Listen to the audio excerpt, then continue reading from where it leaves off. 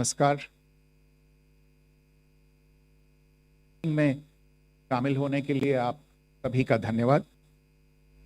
जैसा कि आप सभी जानते हैं, 22 अप्रैल 2025 को लश्कर ए तैयबा से संबंधित पाकिस्तानी और पाकिस्तान प्रशिक्षित आतंकवादियों ने भारत में जम्मू और कश्मीर के पहलगाम में भारतीय पर्यटकों पर बर्बरतापूर्ण हमला किया। 25 भारतीयों और एक नेपाली नागरिक को कायरतापूर्ण मौत के घाट उतार दिया गया। मुंबई के 26 नवंबर 2008 के हमलों के बाद यह भारत में हुई किसी आतंकवादी हमले में मारे गए आम नागरिकों की संख्या की दृष्टि से सबसे गंभीर घटना है। पहलगाम का हमला अत्यधिक बर्बरतापूर्ण था, जिसमें वहां मौजूद लोगों को करीब से और उनके परिवारों के सामने सिर पर गोली मारी गई। हत्या के इस तरीके से परिवार के सदस्यों को जानबूझकर आघात पहुंचाया गया।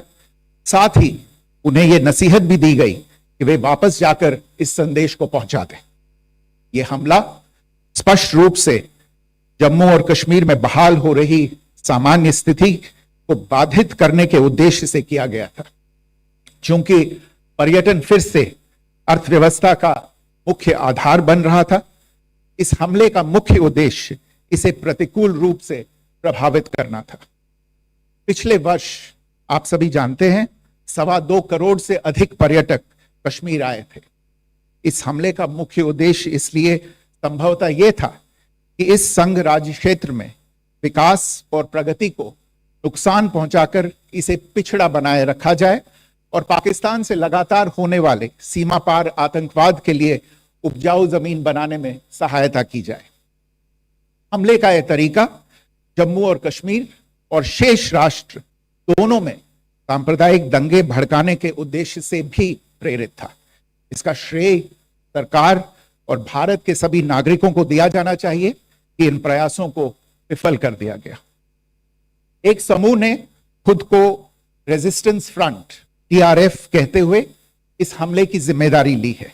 यह समूह संयुक्त राष्ट्र द्वारा प्रतिबंधित पाकिस्तानी आतंकवादी समूह लश्कर ए तैयबा से जुड़ा हुआ है। यह उल्लेखनीय है कि भारत ने मई और नवंबर 2024 में संयुक्त राष्ट्र की 1267 कमेटी की सैंक्शंस मॉनिटरिंग टीम को अर्धवार्षिक रिपोर्ट प्रस्तुत की थी, जिसमें टीआरएफ के बारे में साफ इनपुट दिए गए थे। इससे पाकिस्तान स्थित आतंकवादी समूहों के लिए कवर के रूप में टीआरएफ की भूमिका सामने आई थी। इससे पहले भी दिसंबर 2023 में भारत ने इस टीम को लश्कर ए तैयबा और जैश ए मोहम्मद के बारे में सूचित किया था, जो टीआरएफ जैसे छोटे आतंकवादी समूहों के माध्यम से अपनी गतिविधियों को संचालित कर रहे हैं। इस संबंध में 25 अप्रैल को यूएन सिक्योरिटी काउंसिल प्रेस वक्तव्य में टीआरएफ के संदर्भ को हटाने के लिए पाकिस्तान के दबाव पर भी ध्यान दिया जाना चाहिए।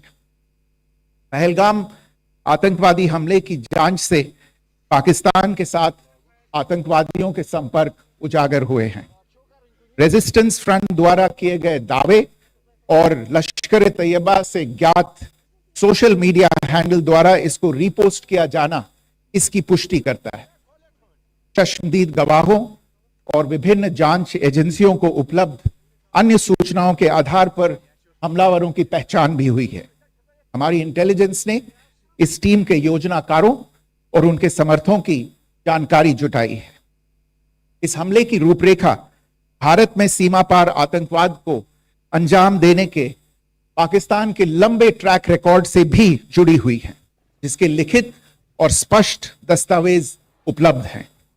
पाकिस्तान दुनिया भर में आतंकवादियों के लिए एक शरण स्थल के रूप में पहचान बना चुका है।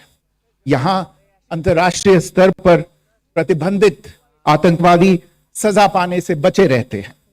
इसके अलावा पाकिस्तान ने इस मुद्दे पर विश्व और फाइनेंशियल एक्शन टास्क फोर्स जैसे अंतर्राष्ट्रीय मंचों को जानबूझकर गुमराह करने के लिए भी जाना जाता है। साजिद मीर का मामला जिसमें इस आतंकवादी को पाकिस्तान ने मृत घोषित कर दिया था और फिर अंतर्राष्ट्रीय दबाव के परिणाम स्वरूप वो जीवित पाया गया, इसका सबसे स्पष्ट उदाहरण है। यह स्वाभाविक है कि पहलगाम में हुए इस हमले से जम्मू और कश्मीर के साथ साथ भारत के अन्य भागों में भी आक्रोश देखा गया। हमलों के बाद भारत सरकार ने स्वाभाविक रूप से पाकिस्तान के साथ संबंधों को लेकर कुछ कदम उठाए। आप सभी उन निर्णयों से अवगत हैं जिसकी घोषणा 23 अप्रैल को की गई थी। तथापि यह आवश्यक समझा गया कि 22 अप्रैल के हमले के अपराधियों और उनके योजनाकारों को न्याय के कटघरे में लाया जाए। हमलों के एक पखवाड़े के बाद भी पाकिस्तान द्वारा अपने क्षेत्र या अपने नियंत्रण वाले क्षेत्रों में आतंकवादियों की इंफ्रास्ट्रक्चर के विरुद्ध कार्यवाही करने के लिए कोई स्पष्ट कदम नहीं उठाया गया है। उल्टे वो इनकार करने और आरोप लगाने में ही लिप्त रहा है। पाकिस्तान आधारित आतंकवादी मॉड्यूल्स पर हमारी खुफिया निगरानी ने संकेत दिया है कि भारत के विरुद्ध आगे भी हमले हो सकते हैं। अतः इनको रोकना और इनसे निपटना दोनों को बेहद आवश्यक समझा गया। आज सुबह, जैसा कि आपको ज्ञात होगा, भारत ने इस तरह के सीमा पार हमलों का जवाब देने और उन्हें रोकने तथा उनका प्रतिरोध करने के अपने अधिकार का प्रयोग किया है। यह कार्यवाही नपीतुली, नॉन एस्केलेटरी, अनुपातिक और जिम्मेदारीपूर्ण है। यह आतंकवाद की इंफ्रास्ट्रक्चर को समाप्त करने और भारत में भेजे जाने वाले संभावित आतंकवादियों को अक्षम बनाने पर केंद्रित है। आपको यह भी स्मरण होगा कि 25 अप्रैल 2025 को संयुक्त राष्ट्र सुरक्षा परिषद ने पहलगाम आतंकवादी हमले पर एक प्रेस वक्तव्य जारी किया था, जिसमें आतंकवाद के इस निंदनीय कार्य के अपराधियों, आयोजकों, फाइनेंसरों और प्रायोजकों को जवाबदेह ठहराने और उन्हें न्याय के दायरे में लाने की आवश्यकता पर जोर दिया गया था। भारत की आज की इस कार्यवाही को इसी संदर्भ में देखा जाना चाहिए। Good morning. Thank you all for joining this briefing. As you are all aware, on April 22, 2025, Pakistani and Pakistan-trained terrorists belonging to the Lashkar-e-Taiba carried out a savage attack on Indian tourists at Pahalgam in Jammu and Kashmir in India. They murdered 26 people, including one national of Nepal, causing the largest number of civilian casualties in a terrorist attack in India since the 26 November 2008 attacks in Mumbai. The attack in Pahalgam was marked by extreme barbarity, with the victims mostly killed with headshots from close range and in front of their families. Family members were deliberately traumatized through the manner of the killing, accompanied